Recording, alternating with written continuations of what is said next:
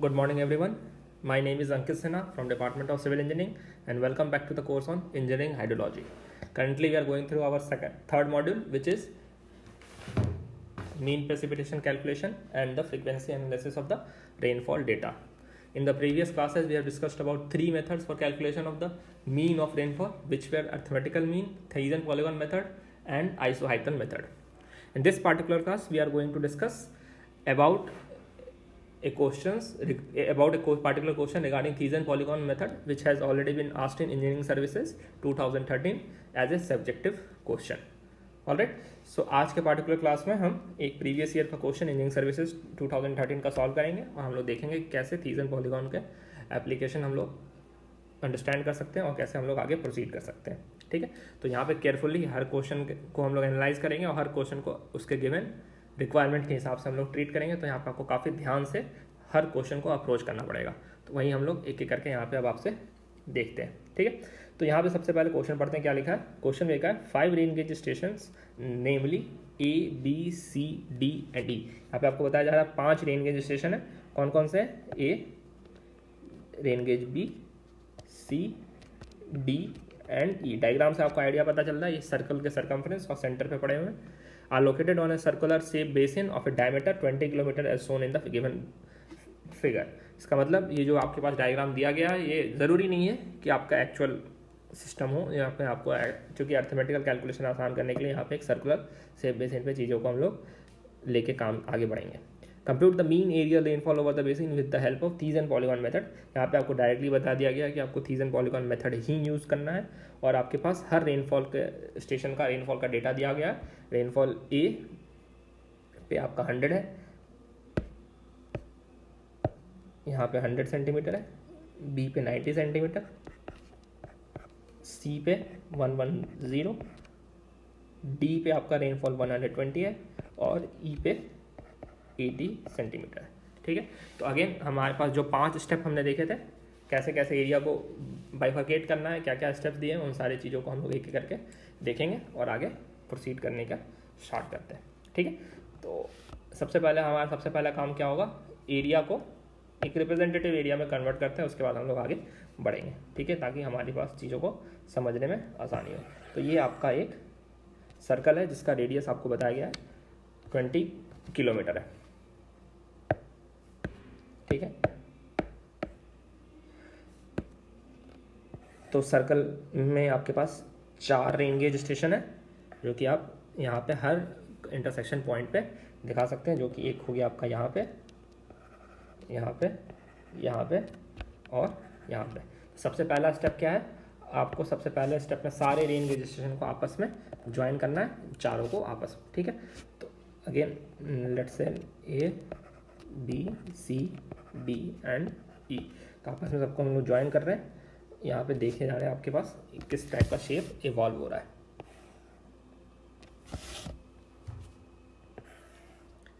हमने EB को join कर लिया और फाइनली D और E को ज्वाइन किया. ठीक है, और DEAB आपका ऑलरेडी ज्वाइंड है. नेक्स्ट स्टेप क्या करना है आपको? अब आपको सारे पे परपेंडिकुलर बाइसेक्टर्स ड्रॉ करने हैं. अगेन यहाँ पे आपको मैथमेटिकल सिस्टम का हेल्प लेना पड़ेगा. आपको पता है कि जो डायमीटर आप ड्रॉ करेंगे, आपका जो परपेंडिकुलर होगा हर पे, अब वो आपका सेंटर पे आके ही रीच करेगा. ठीक है, ये आपको ज्योमेट्री के हिसाब से आइडिया लग जाएगा. तो एक डायमीटर आपका ये हुआ. अगर हम इसको आप चाहें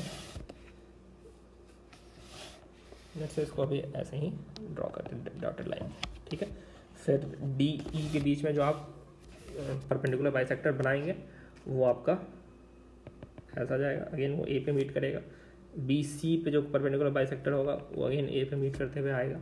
और सिमिलरली DE पे जो परपेंडिकुलर बाइसेक्टर होगा वो आपका कुछ हिसाब से ऐसा जाएगा.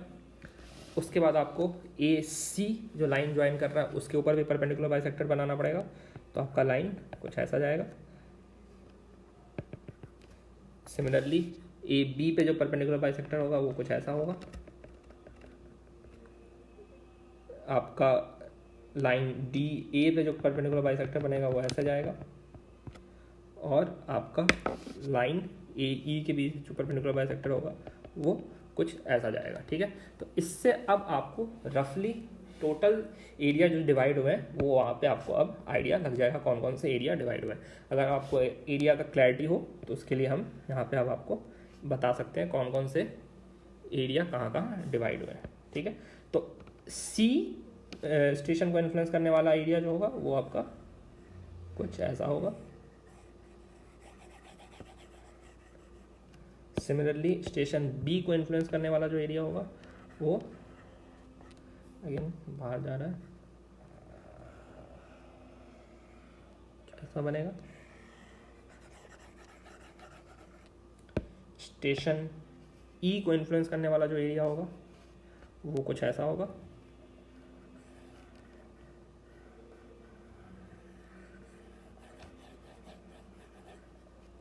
स्टेशन डी को इन्फ्लुएंस करने वाला जो एरिया होगा वो आपका कुछ इस हिसाब से बनेगा।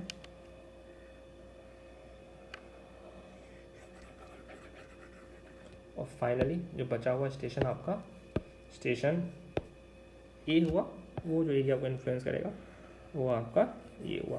तो अब आपको एक रफ क्लैरिटी पता चल जा रही है कि कौन कौन सा स्टेशन आपका कहाँ पे है और क्या क्या उसको इन्फ्लुएंस कर रहा है, और सिमिलरली हम लोग उसके एरिया को कैसे कैलकुलेट करेंगे। तो यहाँ पे मेजर कैलकुलेशन के लिए जब भी हम लोग आप बात कर रहे होते हैं तो यहाँ पे आपको दो तरह के मेजर एरिया दिख रहे होंगे। लेट से इनको अब आपको मार्क करना है कौन कौन सा एरिया होगा। तो कैसे बताएंगे, ये वाला आपका एरिया एक स्टेशन ए के अंदर आ रहा है, वो आपका एक मेजर एरिया हो गया। दूसरा एरिया आपका ये वाला पार्ट हुआ, ठीक है, जो कि आपके सर्कल के सरकमफ्रेंस के साथ घुमा हुआ है, ठीक है। तो आपको दो एरिया कैलकुलेट करना है। Let's it be area 1, this will be area 2। तो आपको A1 की वैल्यू कैलकुलेट करनी है और आपको सिमिलरली A2 की वैल्यू भी कैलकुलेट करनी है, ठीक है। तो इसका काफ़ी सिंपल सिस्टम है। अगर आप A1 कैलकुलेट कर लेंगे तो A2 भी आप आसानी से कैलकुलेट कर पाएंगे। तो सबसे पहले आपको काम करना पड़ेगा एरिया A1 को कैलकुलेट करना है, ठीक है। तो let's say for the calculation of area A1 आप क्या करेंगे, यहाँ पे एरिया का कैलकुलेशन करने के लिए सिंपल है, आपको measurement of the each side आपको पता होनी चाहिए। तो अब आपको यहाँ पे क्वेश्चन में क्या दिया हुआ है, क्वेश्चन में आपको दिया गया है सर्कुलर शेप में और डाया है आपका 20 किलोमीटर। तो मतलब आपका डिस्टेंस यहाँ से यहाँ तक 20 किलोमीटर है, ठीक है। तो आपसे पूछा जाएगा यहाँ से यहाँ का डिस्टेंस कितना होगा, ऑब्वियसली 10 किलोमीटर, क्योंकि यहाँ पे AD आपका रेडियस है और यहाँ पे परपेंडिकुलर बाइसेक्टर, तो ये डिस्टेंस आपका 5 किलोमीटर हो गया और ये डिस्टेंस भी आपका 5 किलोमीटर। टोटल आपका डिस्टेंस बच गया 10 किलोमीटर। तो आपका A1 आप आराम से निकाल सकते हैं, वो 10 × 10 that will be equal to 100 kilometre square, ठीक है।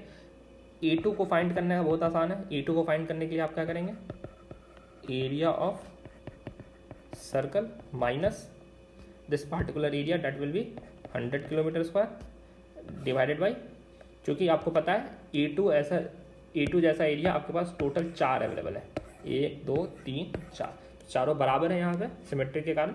यहाँ पे डायरेक्टली डिवाइडेड बाई 4 कर देंगे। तो एरिया ऑफ सर्कल आपका यहाँ पे क्या होगा, एरिया ऑफ सर्कल हो गया π/4 × 20 स्क्वायर माइनस आपका 100 डिवाइडेड बाई 4। इसको कैलकुलेट करेंगे तो आपका फाइनल जो वैल्यूज आएगा वो क्या होगा, लगभग 314.16। अगेन देख रहे हैं आपको कैलकुलेशन काफ़ी मिनिमल है यहाँ पे, बस आपको लॉजिक क्लियर कट होगी तो आपको आराम से क्वेश्चन सॉल्व हो जाएगा। Divide by 4 equal to almost आपका आंसर हो जाएगा 53.54 किलोमीटर स्क्वायर। तो अब यहाँ पे आपके पास जो एरिया अवेलेबल आ गया वो कौन कौन से हो गए। लेट्स से आपके पास अगर हम टेबुलर फॉर्मेट में आपको बताने की कोशिश करें, तो अगर आप एरिया और प्रेसिपिटेशन लिखेंगे तो और आपका यहाँ लेट्स से नंबर हो गया, तो let's say A B C D and E, आपके पास 5 सेक्शन है जहाँ पे आपको एरिया अगर कैलकुलेट करना है। तो A का जो एरिया हो गया आपका वो हो गया 100 किलोमीटर स्क्वायर। अगेन एरिया आपका किलोमीटर स्क्वायर में हम लोग लिखेंगे। प्रेसिपिटेशन का डेटा आपको दिया गया है सेंटीमीटर में, तो प्रेसिपिटेशन का डेटा भी हम सेंटीमीटर में ही लिखेंगे। बाकी सारे एरिया हो गए आपके 53.54, 53.54, 53.54 एंड 53.54। इंडिविजुअल प्रेसिपिटेशन जो आपको ए बी सी डी तक आपको बताया गया है वो है आपका 100, 90, 110। डी पे जो प्रेसिपिटेशन है आपका 120 और सिमिलरली ई पे जो वैल्यू दिया गया है वो आपका 20 सेंटीमीटर है। थीसन पॉलीगॉन का फॉर्मूला आपको लगाने के लिए काफ़ी सिंपल है। आपको नेट एरिया आपने जो कैलकुलेट किया है वो नेट एरिया क्या हो जाएगा, एरिया ऑफ सर्कल। इसका मतलब आपका जो एरिया 314.16 किलोमीटर स्क्वायर। तो एवरेज प्रेसिपिटेशन के लिए आप क्या करेंगे, P A into area of A plus P B area of B. Similarly ऐसे आप पी ए ई और P divide by total area, यहाँ पे आप वैल्यू सब्स्टिट्यूट करते जाएंगे। वैल्यू सब्स्टिट्यूट करना काफ़ी सिंपल हुआ आपका 100 इंटू 100 प्लस 53, 90 इंटू 53.54 प्लस ऐसे आप आगे जाएंगे ई तक, आपका जो वैल्यू है 80 इंटू 53.54 डिवाइड बाई आपका टोटल एरिया 314.16 किलोमीटर स्क्वायर। इसका फाइनल जब आप कैलकुलेट करेंगे तो आपका नेट रेनफॉल जो आ रहा है वो 100 सेंटीमीटर पार्टिकुलर बेसिन में आएगा। ठीक है, तो अब आपको यहाँ पे थीसन पॉलीगॉन मेथड से आप गिवन सर्कमस्टांस पे बेसिन को आप अपने हिसाब से क्लासीफाई करके बाइफरकेट करके थाइजन एरिया में, और आप थाइजन पॉलीगॉन के वेट बेसिस पे आप सारा एवरेज मीन प्रेसिपिटेशन कैलकुलेट कर सकते हैं। एक बार आपको रफ ओवरव्यू दे देते हैं क्वेश्चन में क्या है। क्वेश्चन में आपको दिया गया है एक सर्कुलर एरिया का आपके पास बेसिन अवेलेबल है, जहाँ पे आपके 4 रेन गेज स्टेशन है, A B C D and E. सब पे आपको रेनफॉल इंटेंसिटी आपको प्रोवाइड की गई है। आपको बताना है गिवन कैचमेंट एरिया पे मीन प्रेसिपिटेशन कितना हुआ है। तो आप क्या करेंगे, जो आपके स्टेप्स दिए गए थे तो आपको उन सारे स्टेप्स को फॉलो करना है। सबसे पहले काम किया आपने सारे स्टेशन को आपस में ज्वाइन किया। ज्वाइन करने के बाद ब्लू लाइन से आपने यहाँ पे ज्वाइन किया है। फिर उसके बाद आपने क्या किया, ये डॉटेड ग्रीन लाइन से आपने परपेंडिकुलर बाइसेक्टर सारे ज्वाइन लाइन पे आपने ड्रॉ किया। तो ए सी पे आपका जो लाइन किया वो परपेंडिकुलर ये हुआ, सी बी पे आपका परपेंडिकुलर ये हुआ। सिमिलरली आपका हर लाइन पे आपने परपेंडिकुलर बाइसेक्टर ड्रॉ किया, और उसके बाद आपने देखा ये टोटल एरिया में कन्वर्ट हो जा रहा है, जहाँ पे एक रेन गेज स्टेशन अवेलेबल है। तो आपको विजुअल इंस्पेक्शन से बेसिकली यहाँ पे बताना होगा कि कौन सा रेन गेज स्टेशन किस एरिया को इन्फ्लुएंस करेगा। तो यहाँ पे आपको क्लियरली ये 4 साइड के एरिया आपको दिख रहे हैं और एक बीच का सेंट्रल एरिया है जो कि एक स्टेशन ए से द्वारा इन्फ्लुएंस होगा। तो यहाँ पे 2 मेजर टाइप के एरिया कैलकुलेट करने होंगे, उनको दोनों आपने मार्क कर दिया, एरिया 1 एरिया 2। एरिया 1 का कैलकुलेशन काफ़ी सिंपल है, आपको साइड पता करना है। साइड आपने पता कर लिया 10 किलोमीटर स्क्वायर। कैसे, टोटल डिस्टेंस दिया गया आपका 20 किलोमीटर, तो इसका हाफ होगा क्योंकि ये रेडियस यहाँ पे बाइफरकेट कर रहा है, इस रेडियस को यहाँ पे बाइफरकेट किया, तो टोटल आपका साइड हो गया 10 किलोमीटर स्क्वायर। इसका एरिया आपके पास अवेलेबल हो गया। तो इस एरिया में से आपने टोटल एरिया में से आपको इस एरिया को सब्सट्रैक्ट कर दिया और डिवाइडेड बाई 4 कर दिया, तो गिवन आपको किसी भी एक साइड का एरिया पता चल जाएगा। ठीक है, तो आप एक बेसिकली सारे जो एरिया होंगे आपके सिमिलर होंगे, सबको आपने एक ही बार में कैलकुलेट कर लिया। तो यहाँ पे आपके कैलकुलेशन के बाद एरिया ऑफ सर्कल से एरिया ऑफ सेकेंड एरिया का आपको वैल्यू आ गया जो कि 53.54 किलोमीटर स्क्वायर।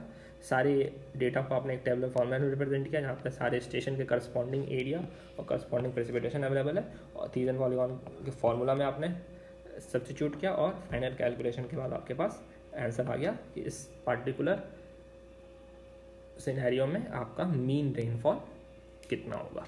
ठीक है, तो ये यहाँ तक हमने आपके 3 मेथड मेजर जो होते हैं आपके मीन प्रेसिपिटेशन कैलकुलेशन के वो डिस्कस कर लिए।